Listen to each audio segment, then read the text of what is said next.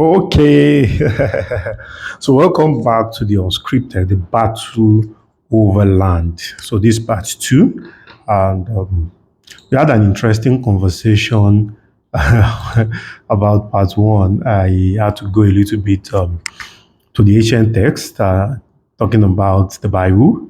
Like I mentioned, I said being a Christian, that is the book that I am familiar with in terms of history and all of that. So of course, there will be other there will be other religious texts too that give very very good account of some of the battles over land. We looked at some of the wars in the Bible, and I think we had an interesting time in the first episode. So in case you did not watch the first episode, I would suggest you take your time to find time to watch the first episode. It was really, really, really, for me personally, I enjoyed myself doing that session. So today, in this very particular episode, we'll be looking at it. Now, not looking at the ancient, we are not looking at it from the color of religion now. We are looking at it from human history, basically. And the reason why this is very, very important is that you will, and there is nothing you can do when it comes to landed property as far as this earth is concerned. You will fight for land. I mean, the population keeps increasing. The world is almost 9 billion or 8 billion now. And the habitable area keeps shrinking, keeps shrinking, keeps shrinking. Resources keep shrinking, food keeps shrinking. As I'm doing this video right now, there's literally a mega food crisis in Nigeria right now. And the truth is, these are the realities of Nigeria and most part of the world, inflation left, right, and center, and all of that. However, um, resilience, persistency is one of the things that is very, very important. In fact, if not the most important thing. Okay, so this is going to be another unscripted edition, and I mean, basically, I do some of these things based on thoughts in my heart and meditations that I've gone through, and so the next video will be not be unscripted, right? And I'm looking back in the last 50 days. From the beginning of this year, I've done over 50 videos. I think this is the 51st or 52nd video thereabout. So I've done over 50 videos. So it has really, I mean, imagine talking about real estate and wealth every single day for the past 50 days. So it has really, really stretched me and got me really, really thinking about a whole lot of stuff. So one of such stuff is what we are going to be discussing about today. The battle over land has been the fundamental aspect of human history and civilization, really political and right from the medieval age. So because land is one of the commodity that we've not really had the technology to keep making them. Okay, so that's it's unfortunate, but we've been able to create technology that help us to reduce the land that is available and all of that. And some of our technologies have caused global warming. Rain season has literally been disrupted and all of those things. So, what are the battles in human history? Some of these battles have been caused by factors like territorial expansion, fought over resources. I mean, example, the South Sudan and Sudan oil resources. Look at China in the South China Sea, um, ideologies, nationalism. In fact, there was something I saw today that you know that there's a country that used to be called Yugoslavia. And you know that that country broke and broke and broke. I think they're about 10 now. They just keep breaking and breaking and breaking. And when I saw it, I just said, wow. So, I mean, for those of us that are in Nigeria, say, let everybody go their separate ways. And somebody said many, many years ago, says, if you split into three regional government will still split into six, can go south, south, southwest. In the south, do you know that till today there are some people that are still clamoring for states in Nigeria, right? So because of some of these ideology, religion, and all of those things, okay? So it is um, land will always be battled as long as the earth remains. In fact, some people have taken the battle of the earth. They want to conquer the moon, they want to conquer Mars. And you see, that is the human nature. We have the concrete nature in us. In fact, there's a Igbo popular recitation or eulogy that says the emperor, the conqueror is here. Zowu, zowu. Okay, so I mean, let's just get into the ancient times. That's the before the BC. The BC basically where the Mesopotamia, the Egypt, the Greek, the Romans, they were constantly at war. Like I mentioned previously, two things happen. If you are not at war, there will be you probably be farming and all of those things. So those were the two things that men were doing: farmers and war, farmers and war, farmers and war, and all of those things. So they fought over territory. Some of the wars were the Greece-Persian War, and this was very, very popular. Those were the BC ages and all of that. And um, like I mentioned too, when we're looking at it from the biblical perception, we look at the monarchs, the Catholic, the Crusaders. These were all wars that were predominantly over land. In fact, till today, there are still wars that are still ongoing. Yes, look at Israeli Palestinian war. It's still ongoing. Okay, there have been wars over Christian and Muslim, fighting over religion and all of those things. And somebody might be asking, so why are we looking at all of these things? See, the reason why this is an unscripted is just a thought that, see, for anybody that is going into real estate, don't think it will be an easy one. It's a battlefield, right? Maybe I'm going to do part 3, and I'll be sharing some of the battles we have fought since in my 12 years plus on real estate. Probably scripted some. That one might be scripted, right? Or maybe unscripted too. Okay, battles that we fought. On different projects, and so that you can go through some of these things and not make the mistakes that we have made. So basically, that's the purpose of this. Then the colonial era. Colonialism is basically the battle over land. The Portuguese, the Netherlands, the Dutch, the Spanish, the English, they just want to create and conquer. It is in the nature of man. So most of these kings and monarchs become so big. Some of them wanted to expand their religion. Some of them wanted to expand. So in fact, some of them they hid under the disguise of religion, and then they used it to conquer different territories and locations all over the world. And that's what gave birth to the borderline in Africa. One of the things I was looking at today was the fact that it has become very difficult to move across borders. Those are the implications of some of those battles.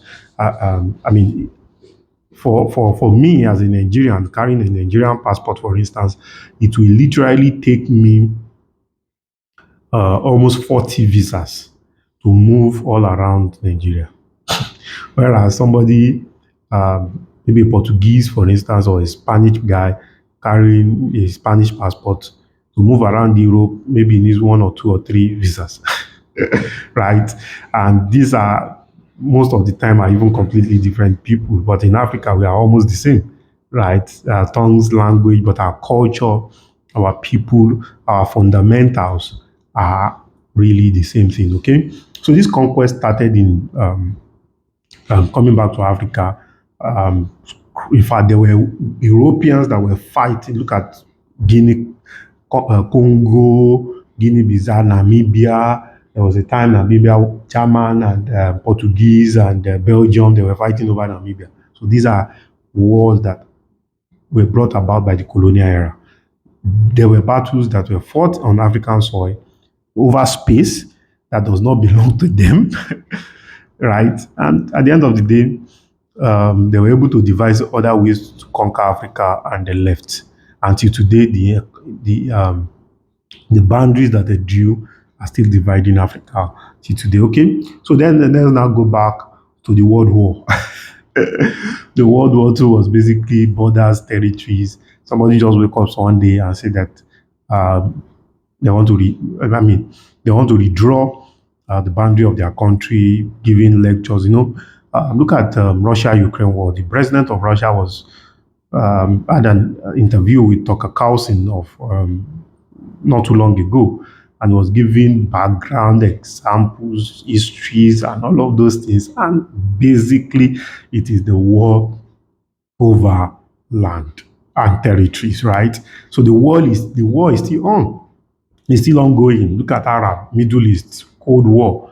They are all wars over territory. Like I mentioned, um, um, I think there's even one that's of recent, Venezuela, and I can't remember the country too. Of recent, there's still a battle over territory. China, Mongolia, China, India. In fact, North Korea, South Korea. So these are all battles over ideologies and land. Ultimately, land. They believe if I can conquer your land, there are things I can do to govern that land and be able to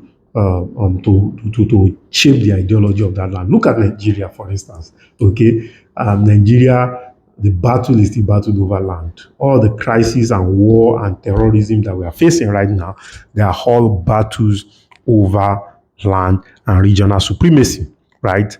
This one has oil, this one does not have oil, this one have gold, nobody will touch our gold, let's start Boko Haram. So those are things that are still ongoing today. Kidnapping and all of those things. The fundamentals and the background of all those things are battles over land, right? So the other thing I want to talk about again is that look at the last election in Nigeria, right?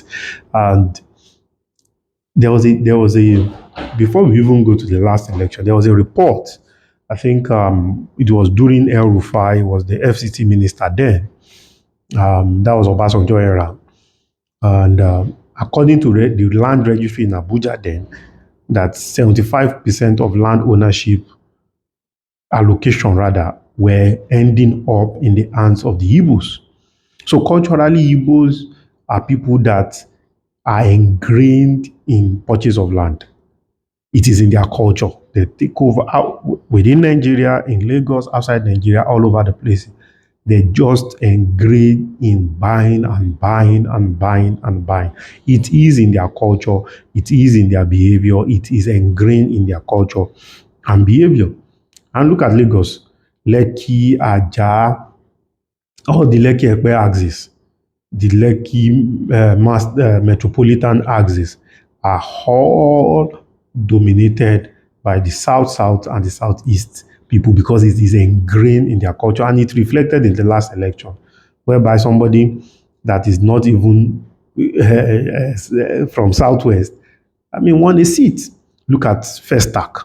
So you can see the fusion between land ownership, cultural transfer in everything that we do. And there's even a mega one that is really, really happening right now. Look at Ekpe. Look at all these new locations that land banking is ongoing. It's basically a war that is ongoing.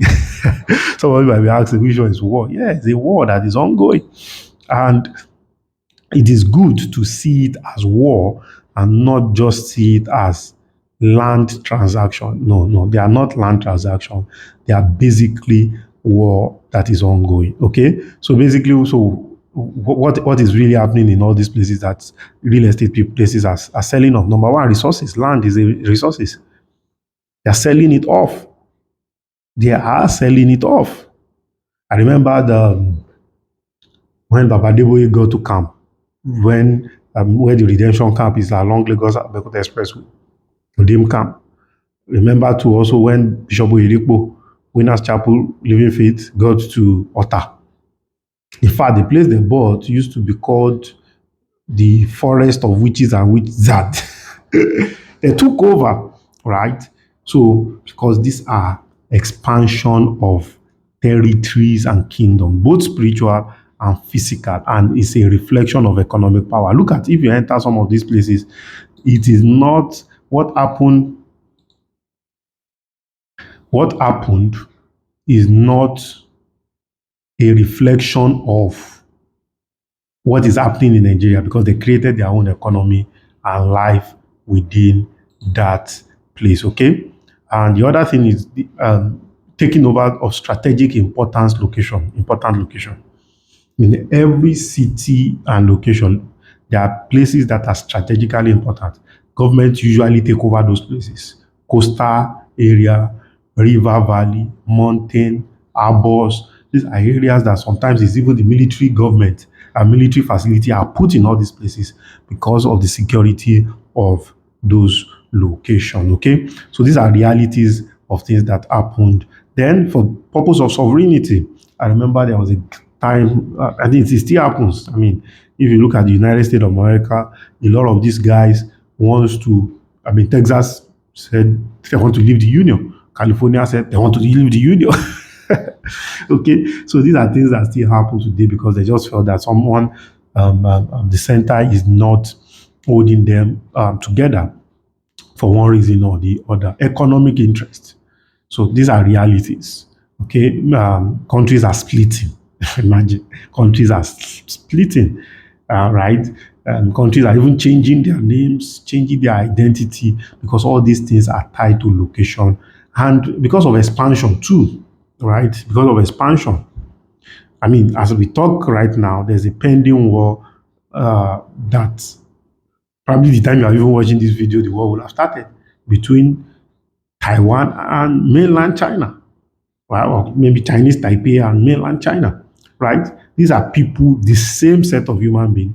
One believe in democracy, one does not believe in democracy, and they are living in two different. I mean, one is mainland, one is an island. So there's still battle over control of Taiwan till today. Okay, so these are battles that you will face from your one plot to your two plots, to your three plots, and to your four plots. So in the next edition, I will be chronicle some of the battles we have fought in the last 12 years plus in real estate. And that will be the unscripted part three. And I hope it will make a whole lot of sense to some of us. Thank you very much. Thanks for watching. If you have any question or clarity, you can always reach out. Then don't miss the Battles Over Land Unscripted Part 3. It's going to be an interesting one. I'm so excited about doing this. Okay, so go and win. Don't let anybody tell you that you cannot win. Play big so that you can win big. Bye for now.